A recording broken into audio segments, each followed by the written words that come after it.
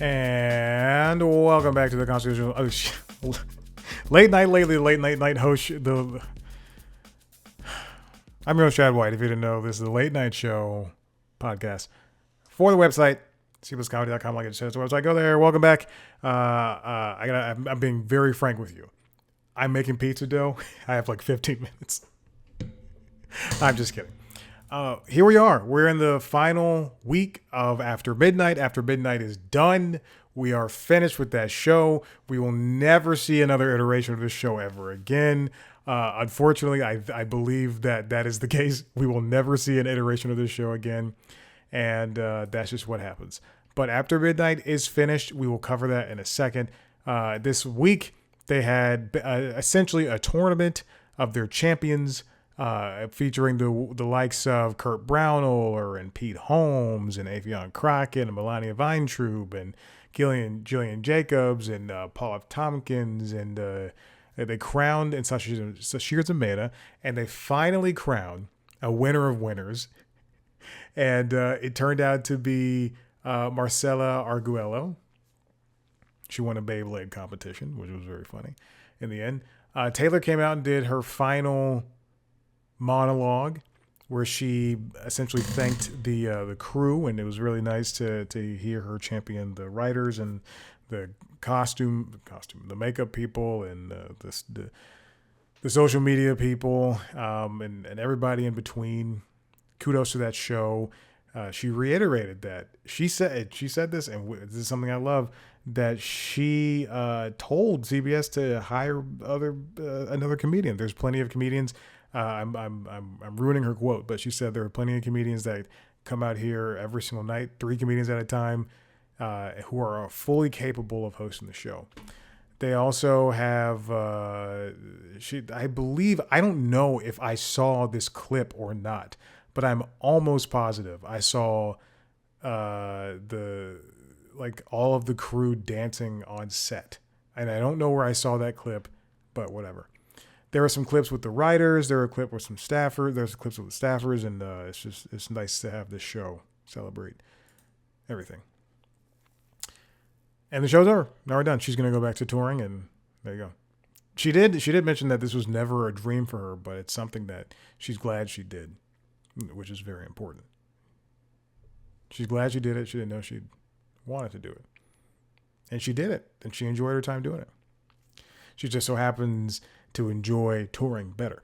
Now, I don't know if Colbert even referenced it. You know, whenever you watch these late night shows, how often do you watch until the very, very, very end where they're saying goodbye and stay tuned for the next show?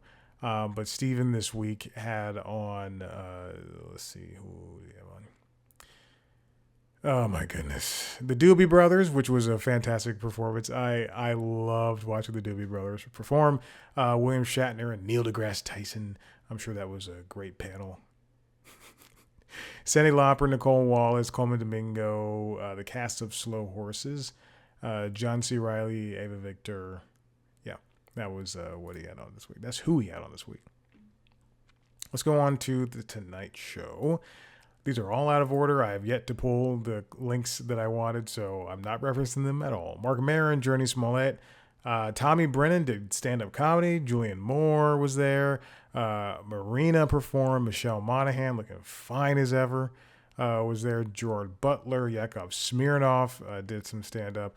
Antonia Gentry, looking fine as ever. Edward St. Aubin, Orlando Bloom, Weird Al Yankovic, Robert De Niro, Liz Glade. Oh, no, excuse me. That was last week. Okay, and that was this week's things. Walton Goggin also popped up and some sort of video with Walmart. If you haven't seen those Walton Goggin commercials for Walmart, he's essentially playing every character he's played in the Danny McBride shows. But I'm really thinking, is this him? Because he's speaking in the same cadence, which is very funny. Henry Winkler, Monica Barbero, Joe McHale, they were on Late Night with Seth Meyers, along with Nico Parker and Atsuko Akatsuka. And Conan O'Brien was there as well, Jenny Slate, Jeff Goldblum, and Jason Isaacs. It was a banner week for late night over there with Seth Meyers. The Conan interview was fantastic. I don't know what people wanted from that, but what I wanted was just these two people, these two great funny comedians sitting down and talking to one another. Jimmy Kimmel Live had a good week. It's what's wonderful about Kimmel is, especially in a time like right now, he's the only host that's based in LA. So when they have, these quote unquote riots happening in Los Angeles, he can send somebody like his announcer Lou out there to say, to see that there's really 40 or 60 people just kind of standing there with signs, chanting and singing together. And then there's a big military installation like next door. That's what happened on this latest episode of Jimmy Kimmel Live. And it's wonderful to, have the truth right in front of you. He had on Arnold Schwarzenegger for an extended segment to talk about what's happening in Los Angeles. And it's great to have that. Bella Ramsey, the Smartless Gang, Arnold Schwarzenegger, Amy Lou Wood, Sam Rockwell, and Glennon Doyle all were there as well. Valerie June played music. We're getting a lot less music with Kimmel now. It's getting kind of strange. I want to see music all over late night. I want to see music and comedy. The Smartless guys, I believe they have a new business venture, and if I'm not mistaken, it's a cell phone company. Let me see what it is. I think it is a cell phone company. Smartless Mobile. Oh my goodness. Smartless Mobile. What in the world? Let me type in my address. Yep, that's my address. Thank you, Google, for remembering things. Check coverage. Great news, you're covered. That's all it says. It doesn't have a map. It just says great news, you're covered. Bring your phone, no contracts, 5G included, wallet-friendly plans. No, but thank you for the offer. I already have Google Fi, and we're great. They have an app. You can't click through on it. You can't click through on the app. Why are they doing this? Okay. This isn't late night, but this is insane. What is the coverage map? And whose radio towers are they using? What network does Smartless Mobile use? It uses T-Mobile 5G. Well, that explained a lot. I can't tell you how little I want to use something like this. Let's see, Samsung S21 series. Yeah, obviously it uses my phone. Yeah, of course you can use my phone. What? Let's see, 5 gigabytes, $15 per month. I'll tell you what, it's much better than what I get with Google Fi. I don't know any plans that don't have unlimited talk and text. You get a price lock, 30 gigabytes for $30. It's $1 per gigabyte. That is about on par with Google Fi. No charge, international calling. Yeah, but I can also roam internationally with Google Fi. It's great. The one time I left the country, I went to Canada, and I was able to still make phone calls and do text for free, baby. All right. Also moving on. Last week tonight, John talked about med spas, which was a great change in pace. And this week on The Daily Show, Stephen A. Smith was the guest with Jon Stewart. It's just two annoying people who don't need to have microphones. Although this week, John did lambast ABC for firing Terry, what's-his-face, the reporter who said Trump was being a hater, a world-class hater. That's an insane... It's because they don't want to catch heat for, more excuses to be sued by Trump. The ABC and CBS, weak. They're weak. Bryan Cranston was there. Desi Lydic hosted. Atsuko Okazaki was there as well. Troy Iwata did a great piece on how corporations hide their pride. And then... did I miss something? Oh, Greg Kilborn narrated a Stephen A. Smith piece. Wow, I did not watch last night's episode, so I did not see that. That's fun. All right, let's move on. After midnight ended, it just kind of ended. The pomp and circumstance was there. Unfortunately, the show was over. And also, I'm sorry for the Daily Show.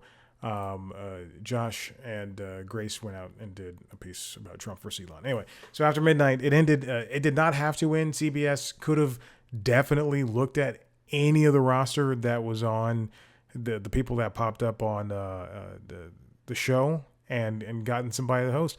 In fact, you know what they could have done was every single year switch out a host, or every couple of years to switch out a host. They don't, you know, they think we think that we're conditioned to have the same things happening over and over. But just like an anthology series, we don't have to have the same cast and telling the same story. Look at the Fargo TV show; it changed cast every single year, every single season rather. Look at every. I mean, I know Ryan. This is moot, but Ryan Murphy's shows, they use the same cast, but it's often different stories. So why not just have a different host and let people have their kind of like their own version of the show? I understand why they didn't do it, but canceling a show and saving $1 million. I mean, come on. Taylor probably didn't make that much. I know for a fact the writers and everybody else didn't make that much, but it was a paying job, which is what's important. Speaking of new other shows, Kate Arthur over at Variety wrote about Andy Cohen setting a new 3-year extension with NBC Universal, and also his show Watch What Happens Live has been renewed for 2 years. Andy Cohen has been a big fixture in terms of Bravo, and I didn't know this. He's a producer, an EP on the Real Housewives franchise. So good for him. Good for him making that money. He's going to continue that, and we're all happy for him. Sometimes, periodically, not all the time, but periodically, Watch What Happens Live will have on a guest that I like, and I'll watch a clip on YouTube, and that is the most of Andy. I would like to see more Andy Cohen besides New Year's, but that's the most of Andy Cohen I get because I'm not a fan of the Housewives franchises. All right, this next story, hang in there a little bit because it's the reason I'm bringing it up because the following story is going to be important. This is from May 29th from Deadline. Peter White, can the Emmys ever fix the late night problem? The Emmys have had this kind of dismissal of what late night is and what shows belong where. They've been trying to rejigger how they're going to work this the shows in there, and shows like The Late Show with Stephen Colbert and The Daily Show, Jimmy Kimmel Live, Late Night with Seth Meyers, Last Week Tonight with John Oliver, Tonight Show with Jimmy Fallon, Saturday Night Live. Those are all considered late night shows, and there have been so many rule changes and category swaps, as Peter White here says, that there's in nomination reductions that it's really affected how the shows go where.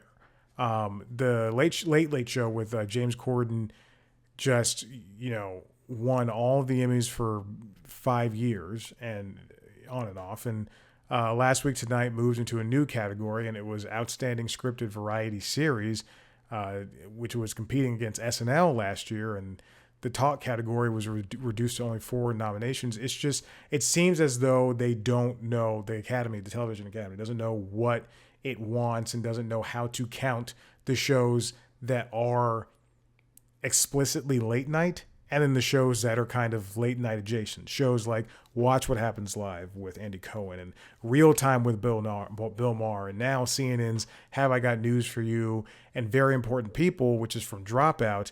And then speaking of online stuff, there's also Sean Evans' show Hot Ones. These are all considered talk shows. Since they're not daytime shows, there's only other place they can go. It's late night shows. Other trades have reported that BBC America's The Graham Norton Show was submitted, but Deadline understands that this is not true. There are also rumors that Televisa Univision owned network Unimas has submitted Spanish language panel show Sientes Quien Pueda, but it has in fact been submitted for the daytime Emmys. Anyway, that's 12 shows between the late night shows and the shows I just recently talked about. It's crazy, and also how are these shows, instead of being bounced around between the different categories and genres, how are these shows supposed to be considered? Because you wouldn't take a show, like, even though The Bear is a half-hour dramedy that harkens more back on the drama side, you wouldn't be able to, switch it back and forth between genres, taking it to reality, taking it to drama, taking it to news Emmys. So in that case, how are we able to do this with these late night shows? And is campaigning becoming harder for the late night hosts? Right now, I saw a video on the Stephen Colbert's Late Show's YouTube page that says, for your consideration, then that's for the Emmys. Seth, has been popping up all over the place, not including on Jimmy Kimmel's show, to promote himself, basically to campaign for himself for the Emmys. Kimmel campaigns for the Emmys. It's crazy, and now, is this, especially with this next story coming up, is this something that makes sense? This comes from Deadline. Again, written by Peter White. Late night talk show Emmy category. That pause was me looking at the recorder, seeing if I saw something. Late night talk Emmy category reduced to 3 nominations. So we have 12 shows. One show is going off the air. So really we have 11 shows that are all going to be vying for now 3 slots. It used to be 5. Last year was 4. This year it's 3, which is something that now there's 13. People should not have to be fighting over. Oh, because everybody's John Mulaney show. Yeah. What's going to happen? The submissions now are over the top. Not over the top, but there's so many submissions that they have to open it up to 5. But it's crazy that shows like The Daily Show and Kimmel and Colbert can all be nominated and win in Last Week's Night and win year after year. But where does that leave shows like Seth Meyers' show that is loads better than those shows? Even with shows like The Late Late Show with James Corden ended, Conan ended, Desus and Mero ended, they have not been replaced. And there's no chance of them being replaced because this is kind of a dead genre. The submissions this year are The Daily Show, Everybody's Live with John Mulaney, Peacock's Heart to Heart. That's new. Have I Got News for You? Hot Ones, Jimmy Kimmel Live, Late Night with Seth Meyers, The Late Show with Stephen Colbert, Midnight Snack with Julie Chan, The Tonight Show with starring Jimmy Fallon, Very Important People, Real Time with Bill Maher, and Watch What Happens Live. The surprise submission is that Midnight Snack with Julie Chan, but that should have really with 14 shows as opposed to 13 I really originally said, it should really bolster an additional slot in the nomination process.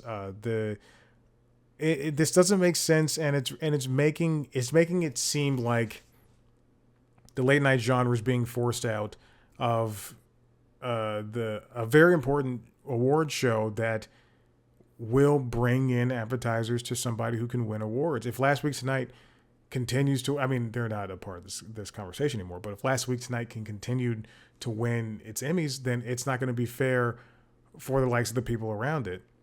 On the same idea, the same token, thankfully they're not in this category, and they can go up against SNL, where SNL was dominant, and it has been dominant. Even though SNL will take home trophies no matter what in whatever department, it's highly possible that this year it could be a toss-up. It could go to After Midnight. The voters, that's mean. The voters could really just do After Midnight, or they could be big fans of Seth Meyers' corrections, even though it's an online thing. They could be big fans of Seth Meyers' corrections and just say, hey, we want to see Late Night win this. He does consistently good things alongside, A Closer Look and You Burnt and things with Amber Ruffin and Jenny Hagel and Mike Scollins and everybody else on the crew. But again, Jon Stewart came back and he only does Mondays, and people seem to love whatever he's doing, whatever center right he's doing. Fallon has had a pretty good year. I mean, in terms of booking music, Jimmy Kimmel's music booker is doing a fantastic job, and Colbert is always out on top of the broadcasters when it comes to ratings. So there's no winning here, and unfortunately, I feel as though it's only going to stagnate at this 3 nomination thing unless more late night shows are nominated, submitted, and we're able to get the category just kind of packed out to where they have to notice, hey, we're gonna have to get this to get everybody a chance to win. All right, listen, if you like what you heard here, head to the website, cpluscomedy.com, where you can see me talk to me sometimes. You can also watch a video version of this show on youtube.com/cpluscomedy. You can also watch a video version of the other podcast, the Constitutionalist podcast, the Entertainment Business News podcast, and LinkedIn Logs, the Jobs podcast. Find those wherever you subscribe to your podcast. If you want to see me talk to famous people, watch the interviews on youtube.com/cpluscomedy. Follow us on social media, Blue Sky, TikTok, Instagram @C+Comedy, me @ChadBlackWhite. Thank you so much for listening. We'll see you next time. Bye.